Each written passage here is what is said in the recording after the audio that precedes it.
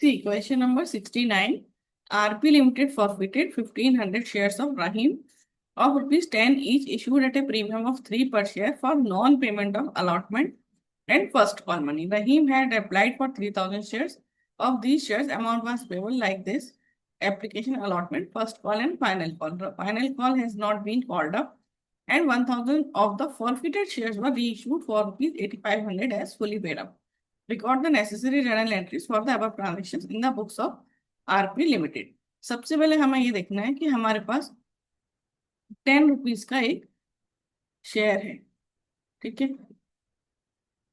10 rupees का, जिसपे हमारा एप्लीकेशन 3 है, अलॉटमेंट है लेकिन 5 है, लेकिन उसमें 3 प्रीमियम है, सो 2 + 3 है। फर्स्ट कॉल 3 है और फाइनल कॉल है हमारा, तो 10 - 3 - 2 - 3 2, सो 3232 का हमारा है। ठीक है, अब ये देखना है कि रहीम जो है उसने 1500 शेयर्स के लिए अप्लाई किया था। तो रहीम अप्लाइड फॉर 1500 शेयर्स, ठीक है, and paid at the rate rupees 3 on application.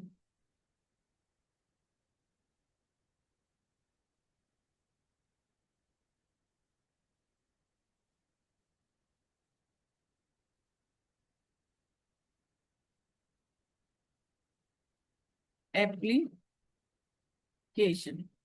तो रहीम ने 1500 शेयर्स के लिए अप्लाई किया और उसने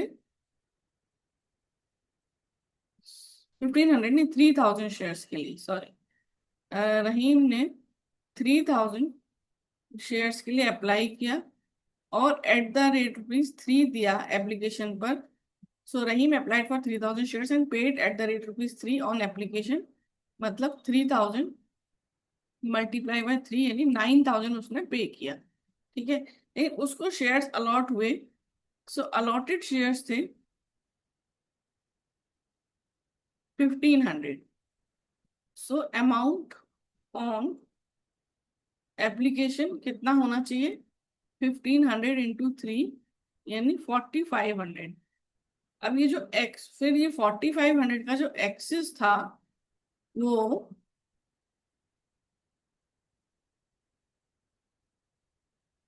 ये जो एक्सिस था वो हमने कहाँ एडजस्ट कर लिया? Excess adjusted on allotment. ठीक है, अब जो रहीम के पास अलॉटमेंट होगा, so allotment due on 1500 shares of Rahim. तो अमाउंट कैसे ड्यू होगा? अलॉटमेंट पर और प्रीमियम पर। सो अमाउंट ड्यू, सो 1500 × 2 और 1500 × 3, प्रीमियम 3 का था। ठीक है, तो अब उससे हमने मांगने थे 3000 रुपीज और 4500 रुपीज।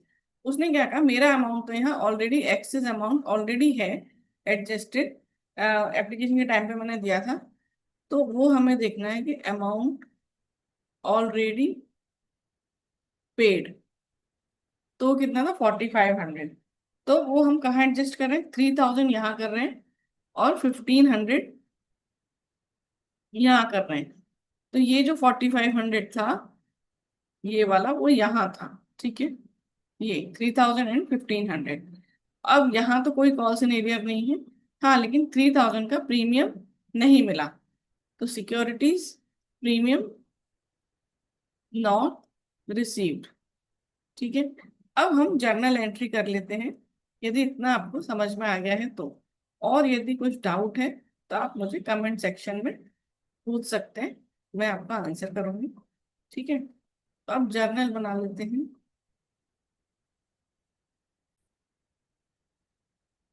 तो अभी हम कर लेते हैं जर्नल एंट्रीज।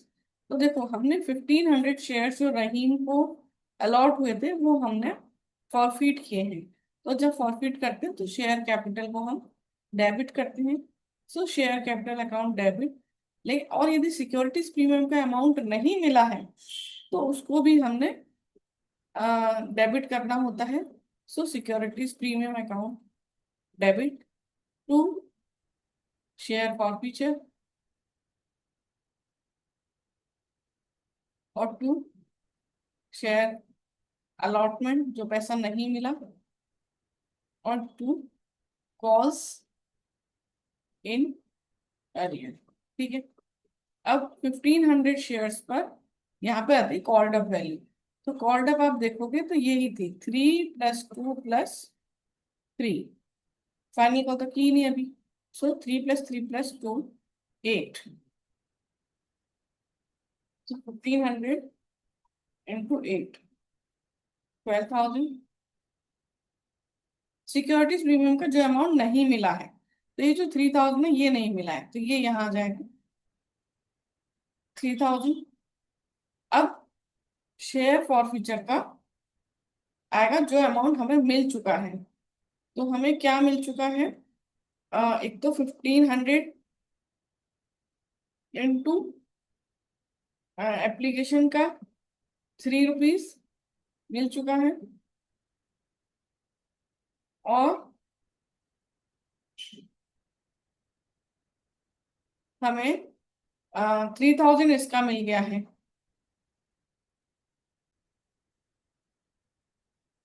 तो देखो, ये हमने एंट्री की है इसमें। फिगर कैसे कैसे रखना है एक बार फिर से देख लेते हैं। तो शेयर कैपिटल में 1500 शेयर्स हैं हमें जिन्हें हम फॉरफिट कर रहे हैं। और अभी तक हमने ₹8 कॉल किया है तो ये आ गया 12,000। फिर सिक्योरिटीज प्रीमियम में हम वो अमाउंट लिखते हैं जो हमें नहीं मिला है। तो ये हमने ऊपर जो टेबल बनाई थी यहाँ पे हमने देखा ये जो 3000 है ये हमें नहीं मिला है, सिक्योरिटीज प्रीमियम नॉट रिसीव्ड। तो ये लिख दिया। शेयर फॉरफीचर में आएगा जो हमें मिल चुका है।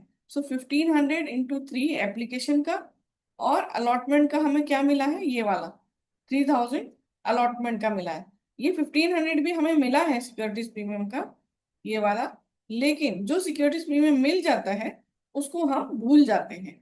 तो ये 1500 को हम भूल जाएंगे, केवल ये 3000 को हम देखेंगे। तो 1500 पर 3 एप्लीकेशन का मिला, 4500 और 3000 हमको अलॉटमेंट का मिला। सो 7500 हमको मिला। फिर हमको क्या नहीं मिला? ये अलॉटमेंट। अलॉटमेंट का तो हमें सब मिल गया है तो ये तो नहीं आएगा अलॉटमेंट। ठीक है। तो अब क्या आएगा? कॉल्स इन अरियर और लिख देते हैं टू कॉल्स इन अरियर। तो हमें कॉल का कितना नहीं मिला? 1500 इंटू फर्स्ट कॉल थी हमारी ₹3 की, 4500। ठीक है। और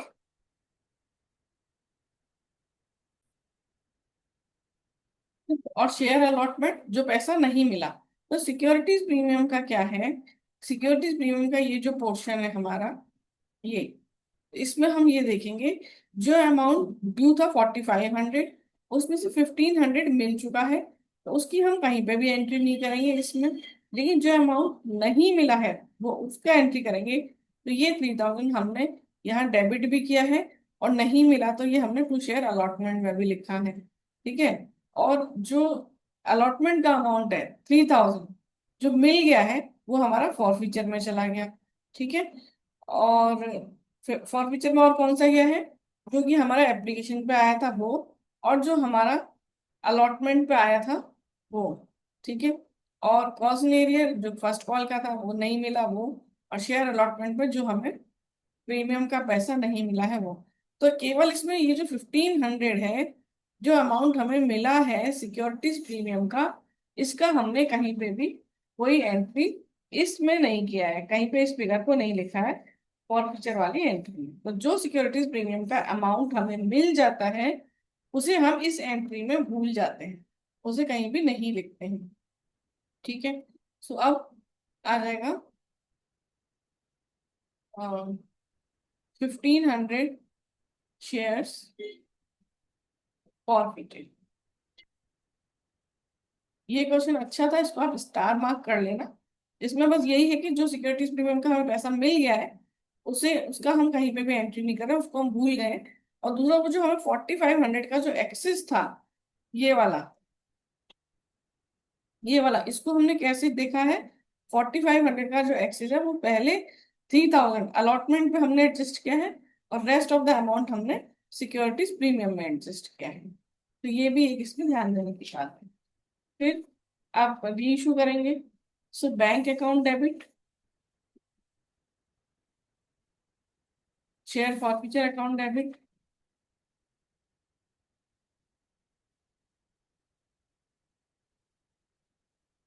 टू शेयर कैपिटल।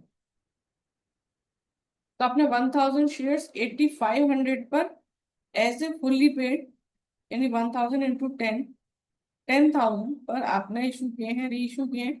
तो 1500 का यहाँ लॉस आ जाएगा। तो 1000 शेयर्स री issue.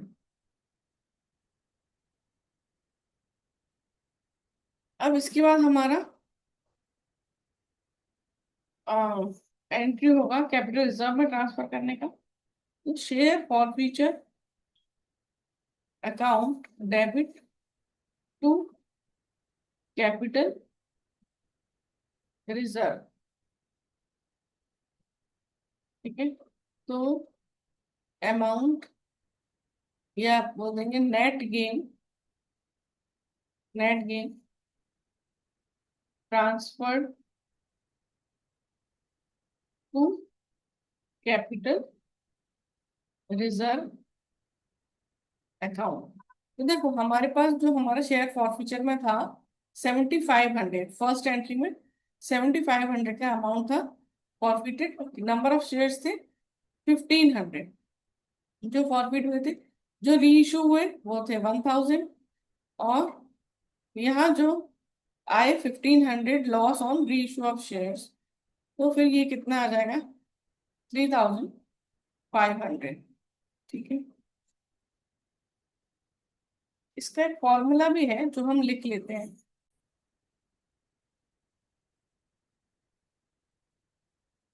Amount transferred to capital reserve. तो हम लिखेंगे amount forfeited divided by number of shares forfeited multiplied by number of shares reissue. और फिर यहाँ करेंगे minus loss at the time of reissue. अब आप यहाँ पे देखो अमाउंट हमने कितना फॉरफिट किया था, 7500। कितने शेयर्स हमने फॉरफिट किए थे? 1500। री इशू किए 1000, और माइनस लॉस था एट द टाइम ऑफ री इशू 1500। तो यहाँ आ गया हमारा 3500। Question done.